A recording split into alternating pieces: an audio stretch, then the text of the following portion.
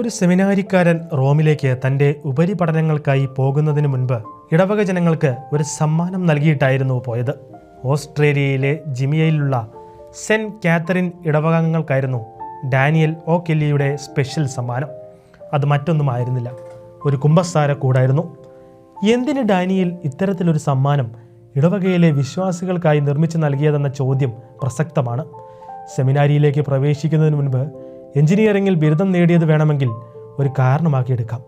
എന്നാൽ അതിനേക്കാളെല്ലാം കോളേജ് കാലഘട്ടത്തിൽ ഡാനിയലിൻ്റെ ജീവിതത്തിൽ സംഭവിച്ച ഒരനുഭവമായിരുന്നു അതിന് പിന്നിൽ.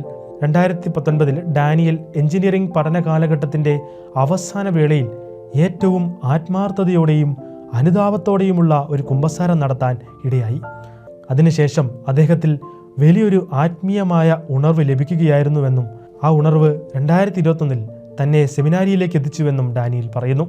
ആ സംഭവത്തിന് ശേഷം കുമ്പസാരത്തിൻ്റെ ശക്തി അദ്ദേഹം തിരിച്ചറിഞ്ഞതുകൊണ്ട് തന്നെയാണ് ഇടവകാംഗങ്ങൾക്ക് ഇത്തരത്തിൽ ഒരു കുമ്പസാരക്കൂട് നിർമ്മിച്ചു നൽകുവാൻ കാരണമായത്.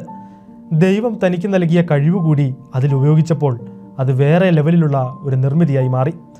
അക്ഷരാർത്ഥത്തിൽ ഒരു ന്യൂ ജനറേഷൻ കുമ്പസാരക്കൂട് എന്നതിനെ വിശേഷിപ്പിക്കാം.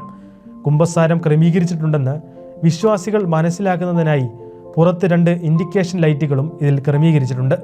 ഏതായാലും പഠനം പൂർത്തിയാക്കി ഒരു വൈദികനായി മടങ്ങിയെത്തുമ്പോൾ ഇത് സെമിനാരി കാലഘട്ടത്തിൽ ഞാൻ നിർമ്മിച്ച കുമ്പസാര കൂടായിരുന്നു എന്ന് ഡാനിയലിന് അഭിമാനത്തോടെ പറയാം. സോഷ്യൽ മീഡിയയിൽ ഈ കുമ്പസാരക്കൂടും ഇത് നിർമ്മിച്ച സെമിനാരിക്കാരനുമാണ് ഇപ്പോൾ താരം.